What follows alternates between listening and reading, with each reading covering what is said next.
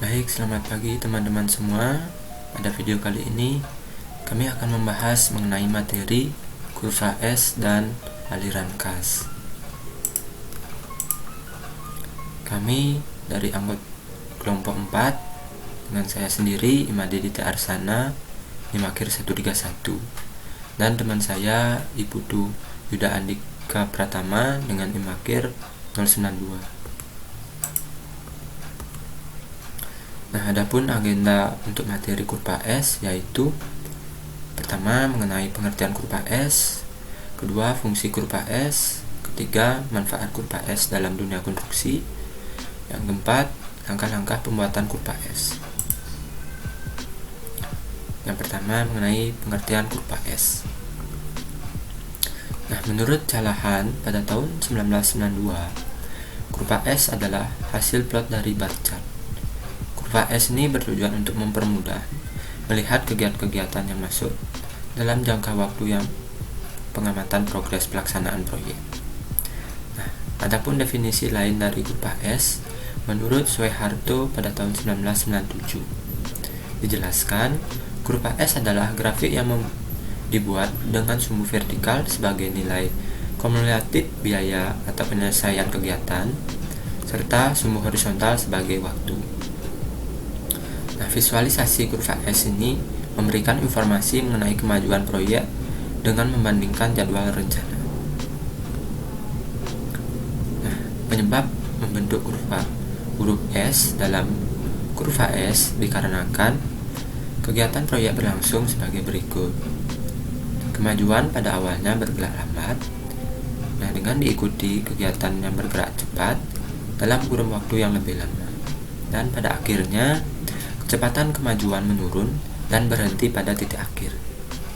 Nah, maka dapat ditarik kesimpulan bahwa kurva S yang baik adalah pelan di saat awal pekerjaan, kemudian cepat di tengah pekerjaan, dan santai lagi di akhir jadwal atau pekerjaan. Bentuk grafik ini perlu dibuat sebaik-baik mungkin karena akan mempengaruhi arus keuangan proyek dan penjadwalan pendatangan material serta hal-hal penting lainnya. Yang kedua, fungsi kurva S. Nah, adapun fungsi dari kurva S yaitu yang pertama untuk menganalisis kemajuan atau progres suatu proyek secara keseluruhan. Yang kedua, untuk mengetahui pengeluaran dan kebutuhan biaya pelaksanaan proyek. Yang ketiga, untuk mengontrol penyimpangan yang terjadi pada proyek dengan membandingkan kurva S rencana dengan kurva S aktual. Nah, yang ketiga, manfaat kurva S dalam dunia konstruksi.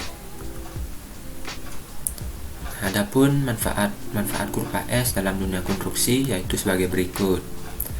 Yang pertama, sebagai jadwal pelaksanaan proyek. Dari kurva S ini kita dapat mengetahui kapan proyek tersebut dimulai dan kapan proyek tersebut berakhir. Yang kedua, kurva S ini sebagai pedoman keuangan proyek. Yang ketiga, kurva S ini dapat digunakan oleh kontraktor sebagai informasi kapan waktu yang tepat untuk melakukan pembayaran tagihan kepada supplier. Yang keempat, untuk mengetahui progres yang telah dikerjakan. Yang kelima, sebagai pedoman manajer untuk mengambil tindakan dan kebijakan agar pelaksanaan proyek dapat berjalan sesuai kesepakatan atau rencana. Yang keenam, kurva S sebagai bahan laporan proyek kepada konsultan atau owner. Nah, yang keempat, langkah-langkah pembuatan kurva S. Yang pertama, kita perlu mencari persen bobot biaya setiap pekerjaan. Nah, bobot pekerjaan ini didefinisikan sebagai besarnya pekerjaan siap dibandingkan dengan pekerjaan siap seluruhnya dan dinyatakan dalam bentuk persen. Pekerjaan siap seluruhnya dinilai 100%. Nah, untuk mendapatkan nilai bobot pekerjaan digambarkan dalam persamaan berikut. Bisa dilihat persentase bobot pekerjaan cari dengan volume dikali harga satuan pekerjaan dibagi harga bangunan. dikali 100%. Nah, harga satuan pekerjaan ini merupakan jumlah harga bahan dan upah tenaga kerja berdasarkan perhitungan analisis. Harga bahan didapat di pasaran dan dikumpulkan dalam satu daftar yang dinamakan daftar harga satuan bahan. Sedangkan upah tenaga kerja didapatkan di lokasi dan dikumpulkan dan dicatat dalam suatu daftar harga satuan upah. Nah, harga satuan pekerjaan bila diskemakan yaitu sebagai berikut.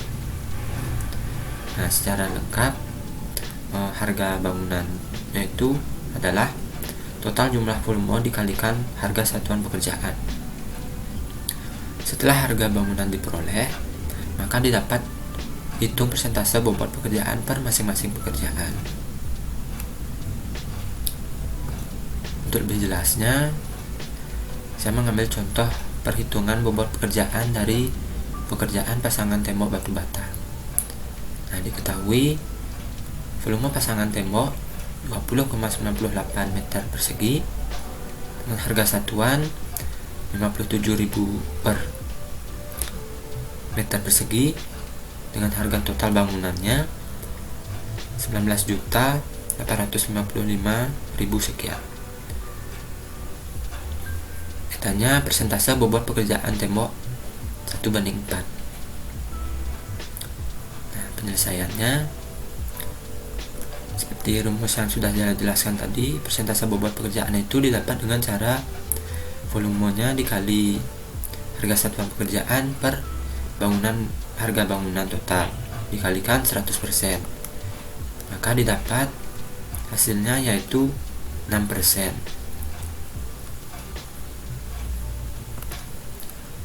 Nah, langkah yang kedua yaitu membagi persen bobot biaya pekerjaan pada durasi. Setelah bobot didapatkan, maka ditempatkan pada kolom bobot bar chart yang tersedia. Nah, bobot yang didapat dibagi dengan durasi pekerjaan atau kegiatan sehingga didapat bobot biaya untuk setiap periodenya. Yang ketiga, membagi persen bobot biaya pekerjaan pada setiap lajur waktu. Berikutnya adalah menjumlahkan bobot biaya sesuai dengan kolom lajur waktu dan hasilnya ditempatkan pada bagian bobot biaya di bagian bawah bar chart.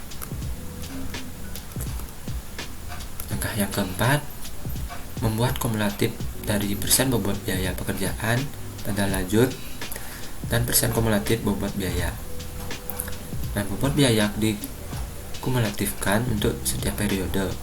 Hal ini dimaksudkan untuk mengetahui progres biaya proyek yang nantinya akan digunakan untuk membuat arus kas rencana proyek. Langkah 5 yaitu membagi kurva S berdasarkan persentase kumulatif bobot biaya. Nah, langkah terakhir ini adalah membuat kurva S dengan mengacu pada kumulatif bobot sebagai absis dan periode atau waktu sebagai koordinatnya. Di bagian paling kanan bar chart dibuat skala 0 sampai 100 untuk kumulatif bobot biaya sementara. Sementara di bagian bawah bar chart sebagai absis waktunya. Untuk lebih jelasnya, berikut contoh soal mengenai kurva S. Nah, diketahui data bar chart seperti di bawah ini. Saya mengambil data bar chart ini berdasarkan pekerjaan bangunan mitigasi, di mana terdapat jenis-jenis pekerjaannya, durasi dalam bentuk bulan, volume pekerjaannya, harga satuannya, dan jangka waktu pelaksanaannya. Nah, langkah pertama untuk menghitung biaya subtotal dan persen bobotnya. Langkah pertama kita menghitung subtotal, harga subtotalnya dengan cara mengalikan volume suatu pekerjaan dengan harga satuannya. Selanjutnya, persen bobot didapatkan dengan cara volume dikalikan harga satuan per total harga bangunan tersebut dikalikan 100%. maka didapat 5,43%, dan seterusnya sampai 100%. Nah, setelah itu kita menghitung pembagian bobot hingga persen biaya kumulatif dan penggambaran kurva S. Nah, langkah pertama kita membagi dulu persen bobotnya sesuai dengan jangka waktu pelaksanaannya.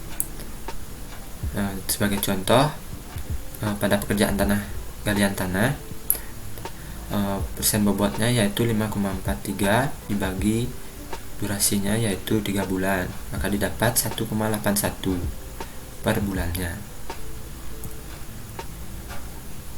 Maka persen biayanya yaitu 1,81, dan begitu seterusnya sampai pekerjaan ke-10. Selanjutnya menghitung persen biaya kumulatif, yaitu dengan cara menjumlahkan persen biaya kumulatif yang pertama, bulan yang pertama, dengan persen biaya bulan kedua. Sebagai contoh, saya ambil persen kumulatif pada bulan kedua, yaitu 6,44%. Didapatkan dengan cara menjumlahkan 1,81 ditambah 4,63, maka didapat 6,44, dan begitu seterusnya sampai mendapatkan 100%. Baik, sekian presentasi yang dapat saya sampaikan. Untuk materi selanjutnya dilanjutkan oleh teman saya, Yuda Andika. Arus kas ini yang akan kami bawakan ada 3 topik. Yang pertama, topiknya yaitu mengenai pengertian arus kas. Yang kedua, peranan arus kas dalam proyek konstruksi. Dan yang terakhir, yang ketiga, unsur-unsur arus kas. Next. Nah, yang pertama di sini ada pengertian arus kas. Apa sih pengertian arus kas itu sendiri? Arus kas atau cash flow adalah salah satu produk perencanaan di antara produk perencanaan yang lain dalam perencanaan konstruksi, seperti misalnya penjadwalan, metode konstruksi, anggaran biaya pelaksanaan.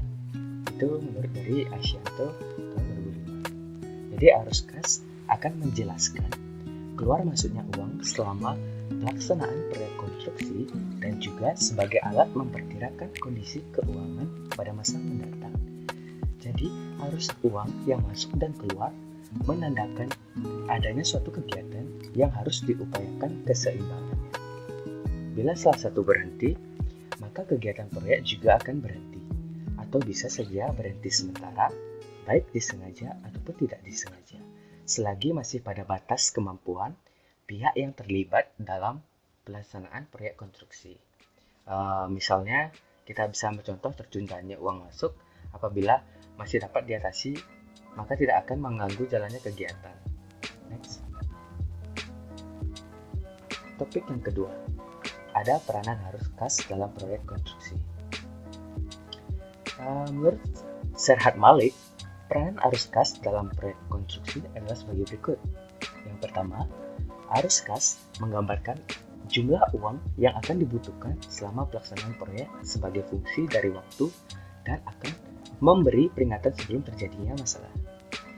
Dengan kata lain, arus kas ini menggambarkan resiko keuangan pada suatu proyek. Peranan yang kedua, biaya dan waktu adalah 2 item penting dalam kesuksesan suatu proyek konstruksi. Jadi untuk itu, analisis arus kas sangat penting untuk mendapatkan gambaran integrasi biaya waktu dari suatu proyek. Dan yang ketiga, peranannya yakni arus kas menyimpulkan dan memberi gambaran singkat mengenai seluruh bentuk situasi keuangan proyek yang akan dengan mudah dipahami oleh manajer proyek, kontraktor, pemilik, atau para penyedia jasa lainnya. Next. Nah, di sini untuk pembahasan yang ketiga ada unsur-unsur dari arus kas itu sendiri. Unsur arus kas ada 2. Yang pertama ini unsur utama dan unsur tambahannya. Untuk unsur utama dibagi lagi menjadi 2. Yang pertama ada jadwal penerimaan Dan yang kedua ada jadwal pengeluaran. Untuk unsur tambahannya itu sendiri ada 4. Yang pertama kas awal, yang kedua yakni finansial, yang ketiga kas akhir, dan yang keempat tentunya termin. Next. Nah, yang pertama di sini kita akan membahas mengenai jadwal penerimaan. Pada proyek konstruksi, realisasi penerimaan sangat ditentukan oleh cara pembayaran yang telah ditetapkan dalam surat perjanjian atau kontrak konstruksi. Jadi cara pembayaran kontrak konstruksi ini dilakukan sesuai dengan kontrak yang telah disepakati oleh dua pihak. Antara lain misalnya sebagai berikut. Yang pertama, pembayaran dengan uang muka atau tanpa uang muka. Yang kedua, pembayaran bulanan atau monthly payment. Yang ketiga, pembayaran termin atau progress payment. Dan yang keempat, pembayaran sekali di akhir atau turnkey payment. Jadi rencana jumlah penerimaan berkaitan dengan prestasi pekerjaan atau progres pekerjaan itu sendiri. Jadwal penerimaan larangan dapat disusun secara tepat dan akurat karena rencana jumlah penerimaan yang berkaitan dengan besarnya prestasi pekerjaan yang harus diperkirakan secara cermat. Next. Nah, unsur utama yang kedua ada jadwal pengeluaran. Jadi pedoman dasar dari pengeluaran adalah rencana kegiatan kerja yang akan berpengaruh langsung sesuai dengan sistem dalam akuntansi. Maka pengeluaran uang perusahaan dapat untuk menunjang berbagai tujuan sebagai berikut. Yang pertama ada biaya langsung, di mana biaya langsung ini dapat dibagi lagi menjadi biaya upah, biaya material, biaya alat, dan biaya langsung yang lainnya. Lalu ada biaya tidak langsung. Biaya tidak langsung dapat dibagi lagi biaya overhead kantor dan biaya overhead kantor pusat. Lalu yang lainnya ada pajak dan investasi. Next. Nah, untuk unsur tambahannya yang pertama ada kas awal. Jadi kas awal ini adalah sejumlah uang yang harus disediakan pada awal kegiatan proyek sebagai modal awal yang nantinya harus dikembalikan dari penerimaan proyek di akhir pekerjaan. Jadi kas awal dibutuhkan suatu proyek untuk memulai pekerjaan. Besarnya kas awal bergantung pada kemampuan perusahaan dalam penyediaannya. Walaupun proyek mendapatkan uang muka dari pemberi tugas, kas awal tetap harus disediakan. Kas awal yang disediakan ini untuk proyek biasanya tidak terlalu besar. Misalnya, sebagai contoh, untuk pengeluaran bulan pertama saja. Jadi, bulan-bulan berikutnya bisa terjadi defisit, maka harus ditutupi atau diatasi dengan modal pinjaman dari bank atau dari induk perusahaan itu sendiri. Next. Nah, unsur tambahan yang kedua di sini ada finansial. Jadi finansial ini adalah keputusan keuangan untuk mengatasi dan menyesuaikan kondisi kas sesudah kas awal dengan melakukan pinjaman. Bila penerimaan cukup besar, maka dapat digunakan untuk mengembalikan seluruh atau sebagian pinjaman tersebut untuk memperkecil bunga. Jadi bunga pinjaman belum terlunaskan, provisi kepada bank tempat meminjam uang dibayar di awal bulan pinjaman sebagai biaya administrasi pinjaman. Lalu ada kas akhir. Kas akhir ini yaitu kondisi di mana kas pada akhir bulan merupakan penjumlahan dari kas sesudah kas awal dan total finansialnya. Jadi biasanya jumlah kas akhir ditetapkan nilai minimalnya, misalnya tidak boleh kurang dari 100 juta untuk menghindari misalnya kas akhir yang terjadi negatif. Next. Nah, di sini unsur tambahan yang terakhir ada termin. Termin adalah pembayaran dari pemberi tugas kepada pemberi jasa berdasarkan progres pekerjaan sesuai kesepakatan yang ada atau disepakati oleh kedua pihak di dalam suatu kontrak itu sendiri. Misalnya contohnya nih, termin pembayaran kontrak lamsam dalam sebuah pekerjaan konstruksi, misalnya nilai konstruksi suatu proyeknya itu senilai 2 miliar. Jadi berikut ada tabelnya, tabel mengenai termin, persentase penyelesaian pekerjaan, dan dibayar RP atau belum termasuk PPN dan PPH. Untuk yang pertama di sini ada uang muka 10%. Jadi uang muka 10% yang harus dibayarkan dari 2 miliar itu adalah 200 juta. Yang dimana ini juga belum termasuk PPN dan PPH. Termin pertama senilai 20%, lalu didapatkan nilai sebesar 360 juta yang belum termasuk PPN dan PPH. Termin kedua dibayar senilai 30% dengan penyelesaian pekerjaan 50%, sehingga didapatkan nilai sebesar 520 juta yang belum termasuk PPN dan PPH. Lalu termin ketiga nilai 25% untuk penyelesaian pekerjaan 75%, dan didapatkan nilai yang harus dibayarkan sebesar 450 juta yang di sini belum juga termasuk PPN dan PPH. Untuk termin keempat senilai 25% dan persentase penyelesaian pekerjaannya 100% yang harus dibayarkan adalah senilai 350 juta rupiah. Untuk FAO-nya dibayarkan senilai 1 juta rupiah. Jadi keterangannya khusus untuk pekerjaan konstruksi, serah terima pekerjaan dilakukan sebanyak 2 kali, yaitu serah terima pertama atau nama lainnya PHO dan serah terima akhir atau FAO setelah dilakukan pembayaran. Untuk menjamin penyediaan barang atau jasa melaksanakan pembayaran, maka diwajibkan adanya jaminan pemeliharaan atau sering dikatakan retensi, yang dimana nilainya sebesar 5% dari nilai suatu kontrak. Next. Contoh skema termin seperti di bawah ini merupakan hasil dari perhitungan tabel tadi. Jadi pembayaran termin pertama itu yakni 20% dari kontrak, 20% kali kontrak dikurangi potongan uang muka. Ini didapatkan nilai sebesar 360 juta.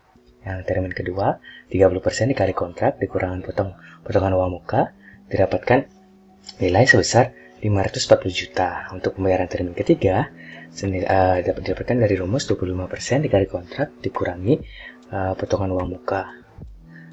Jadi ini dimana didapatkan hasil 450 juta. Untuk pembayaran terakhir atau pembayaran termin keempat, di sini dengan rumus 25% dikali kontrak dikurangi potongan uang muka dan terakhir dikurangi retensi, sehingga didapatkan pembayaran termin keempat yakni senilai 350 juta. Penyedia menyerahkan jaminan pembayaran retensi senilai 5% dari kontrak, yaitu 100 juta. Jadi sifat dari retensi ini berkaitan dengan serah terima akhir FAO setelah dilakukan pemeliharaan. Apabila rekanan itu tidak melaksanakan pemeliharaan, maka jaminan atau retensi ini akan disita dan dicairkan ke kas negara atau daerah itu sendiri. Ketentuan pencairan ini tertuang dalam kontrak. Apabila masa kontrak sama dengan masa pelaksanaan pekerjaan, maka tentu saja setelah serah terima pertama, kontrak sudah dinyatakan tidak berlaku karena masa berlakunya telah selesai, sehingga penyedia tidak terikat lagi pada kontrak tersebut. Hal ini berarti penyedia yang tidak melaksanakan pemeliharaan tidak dapat dihukum atau dikenakan sanksi sesuai ketentuan dalam kontrak. Next. Nah, terakhir di sini ada contoh-contoh bentuk tabel arus kas. Jadi bentuk arus kas tanpa finansial adalah seperti contoh-contoh berikut. Contoh pertama ini seperti di gambar ada rencana cash flow proyek, yang mana merupakan tabel arus kas tanpa finansial yang bentuk pertama. Bisa dilihat seperti gambar. Next. Contoh kedua ini merupakan contoh kedua, jadi rencana cash flow proyek, yang dimana tabel ini merupakan arus kas tanpa finansial bentuk 2. Next. Dan yang terakhir di sini ada bentuk arus kas tanpa finansialnya ini contoh tiganya rencana cash flow proyek, yang dimana ini merupakan tabel arus kas dengan finansial bentuk 1. Mungkin sekian, dan terima kasih atas semua yang telah diberikan kepada kesempatan kelompok kami. Jika ada salah kata mohon dimaafkan. Terima kasih.